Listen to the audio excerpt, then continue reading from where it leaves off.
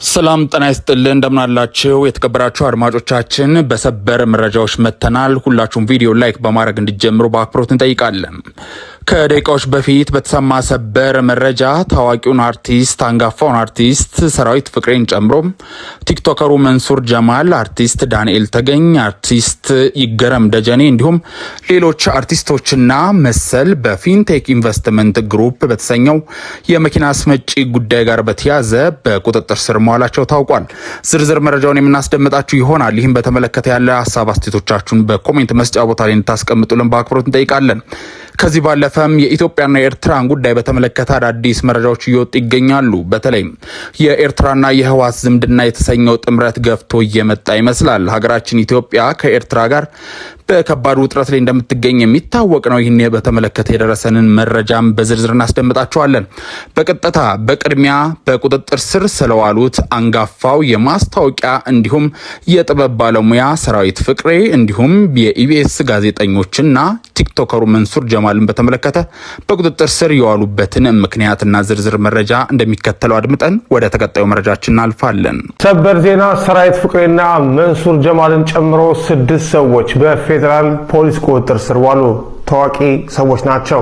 መኪና አስመጣለሁ በሚል በርካታ ሰዎችን ካጭበረበረው ህዝብ እያለቀሰበት ካለው ፊንቴክ ጋር በተያያዘ የተለያዩ ማስታወቂያዎች ሲሰሩ የነበሩትና ማህበረሰብ እነሱን ተከትሎ ገንዘቡን እንዲያወጣ አድርጓል ተብለው የተጠረጠሩት ሰራዊት ፍቅሬ በቁጥጥር ስር ውለዋል። ዛሬ በፌዴራል ፖሊስ የዛሀበሻ ምንጮች እንደገለጹት ሰራዊት ፍቅሬ፣ መንሱር ጀማል፣ አብርሃም ግዛው ልጅ ካሊድ፣ ዳንኤል ተገኝና ይገረም ደጀኔ የተባሉ አርቲስቶች ዛሬ በፌዴራል ፖሊስ ቁጥጥር ስር የዋሉ ሲሆን ይህ ዜና ወደ እናንተ እየደረሰበት እስካለበት ጊዜ ድረስ በፌዴራል ፖሊስ ቁጥጥር ስር እንደሆኑ አውቀናል። እጅጉን የምናከብራችሁ አድማጮቻችን በዚህ የመረጃ ጊዜ ይዘንላችሁ ከመጣናቸው መረጃዎች ወደ ቀጣዩ የምናልፍ ይሆናል። የአርቲስቶቹን እንዲሁም የቲክቶከሮቹን በቁጥጥር ስር መዋላቸውን በተመለከተ ያላችሁን ሀሳብ አስተያየት በኮሜንት መስጫ ቦታ ላይ ያስቀምጡልን። በቀጥታ የምናልፈው ሀገራችን ኢትዮጵያና የኤርትራን ጉዳይ በተመለከተ እየወጡ የሚገኙ ጥብቅ መረጃዎችን ነው። የኤርትራና ህወሓት ዝምድና የተሰኘው ጥምረት ገፍቶ እየመጣ ይመስላል። የኤርትራና የህወሓት ጀነራሎች በመቀለ ሚስጥራዊ ስብሰባ ማካሄዳቸውን አፍሪካ ኢንተለጀንስ ከዘገበው ቀደም ብሎ የሚታየው አስተላለፍና የጋራ እንቅስቃሴም ሽልም ከሆነ ይገፋል፣ ቦርጭም ከሆነ እንዲሉት ግንኙነቱ ይፋ ስላልነበረም በርካቶችን ሲያወዛግብ ቆይቷል። ከመቀሌው ስብሰባ ቀደም ብሎ በአስመራ የመጀመሪያው ሚስጥራዊ ስብሰባ ቢካሄድም ስብሰባው በዓለም አቀፍ መገናኛ ብዙሃን ስላልተዘገበ ይህን ያክል አነጋጋሪ አልነበረም። ግንኙነቱ ሊጀመር ሲልም እንዲሁ ከተጀመረ በኋላም ሊጀመር ወይ አይጀመርም የሚሉ ጥርጣሬዎችም ነበሩ። አሁን ግን ሁሉም ነገር እየጠራ መጥቷል። አስተላለፉም እየለየለት ይመስላል። የኤርትራና የህወሓት ወታደራዊ ጀነራሎች በመቀሌ ተገናኝተው ሚስጥራዊ ስብሰባ ማካሄዳቸውን የሚያመላክቱ መረጃዎች እየወጡ ይገኛሉ። መረጃው በወጣበት ወቅት በዚያው በትግራይ ውስጥ የሚገኙ ተቃውሞ ሰልፍም በከፍተኛ ሁኔታ ተካሂዶ ነበረ። ሰልፉ ሌላኛው ውጥረት ማሳያ እንደሆነም ተጠቅሷል። መረጃዎች እንደሚያሳዩት በአሁኑ ሰዓት የኢትዮጵያ መንግስት በብዙ አቅጣጫ ውጥረት ገጥሞታል። በትግራይ፣ በኤርትራ፣ በሱዳን አቅጣጫ እየታዩ ያሉ ውጥረቶችም የኃይል አስተላለፍ ውጤቶች ሳይሆን አይቀሩምም ተብሏል። ጉዳዩን በስፋት እንመለከተዋለን። እጅጉን የምናከብራችሁ አድማጮቻችን ስለ ህወሓት፣ ስለ ኤርትራ እንዲሁም መሰል የኢትዮጵያ አሁን በስፋት ከፊቷ የተጋረጡባቸው ኃይሎች ጋር በተያያዘ የሚያስረዱት በአንድ በኩል ሊጠፋፋ የሚፈልጉ መሆናቸውን ነው። በተለይም ደግሞ ህወሓትና ኤርትራ። ታዲያ በሌላ በኩል ሁለቱም ከኢትዮጵያ መንግስት ጋር በተጋጩ ቁጥር የሚደጋገፉ መሆናቸውን ልብ ይለዋል። ለዚህም ደርግን ሁለቱም በተፋለሙበት ጊዜ ተጋፍተው አንድ ላይ ሆነው እንደነበረም ታሪክ ያስረዳል። አሁን ግን ራሱን እየደገመ ይመስላል ታሪክ። ሰዎቹም ተመልሰው እየመጡ ይገኛሉ። አንጋፋዎቹ የኤርትራና የህወሓት አመራሮች ከኢትዮጵያ ፌዴራል መንግስት ጋር ያላቸው ግንኙነት አክሮ ወደ ግጭት ያመራል የሚል ስጋትም በስፋት እየተሰራጨ ይገኛል። የህወሓት ጀነራሎች ሚስጥራዊ ስብሰባም አሁን እንዳደረጉ ከዚህ ቀደም በነበረው የመረጃ ጊዜያችን መረጃዎችን በዝርዝር አድርሰናችሁ ነበር። ሚስጥራዊ ስብሰባው የተደረገው በትግራይ ክልል ርዕሰ መዲና መቀሌ መሆኑንም ጭምር የሚታወስ ነው።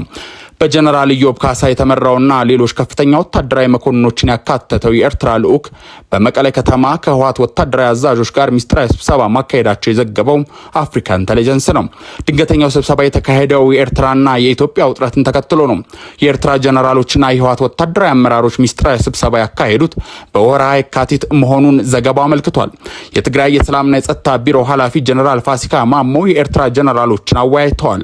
በዚሁ ስብሰባ በፊት የኤርትራና የህወሓት ጀነራሎች ሚስጥራዊ ስብሰባዎችን ሲያካሂዱ መቆየታቸውን የሚያመላክቱ መረጃዎችም ሲወጡ ቆይተዋል።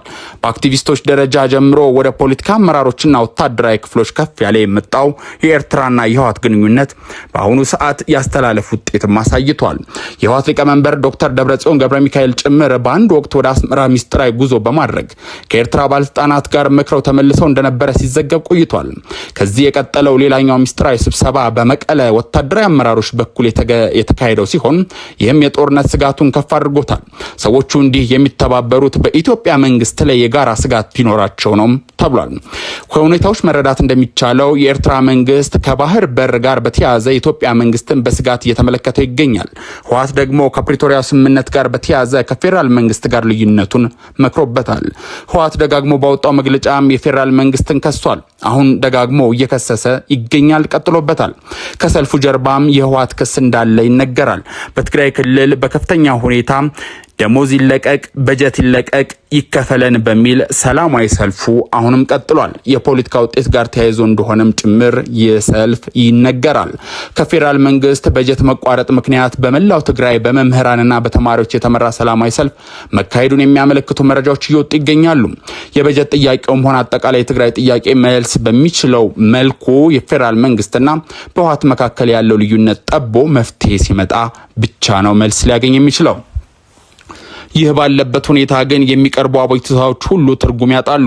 ህወሓት ከኤርትራ ጋር ያለውን ግንኙነት ያጠናከረ ከፌዴራል መንግስት ጋር ያለውን ግንኙነት እያሻከረ መምጣቱም ራሱ መጨረሻውን ጦርነት ሊሆን እንደሚችልም ምልክቶችም በከፍተኛ ሁኔታ ያሳያሉ። ውድ አድማጮቻችን በዚህ የመረጃ ጊዜ ይዘልናቸው የመጣናቸው ዜናዎች እነዚህ ይመስላሉ። በቀጣይ በአዳዲስ ትኩስ እንዲሁም መደመጥ ባለባቸው ዜናዎች እስክንመለስ ድረስ በቸር ቆዩን።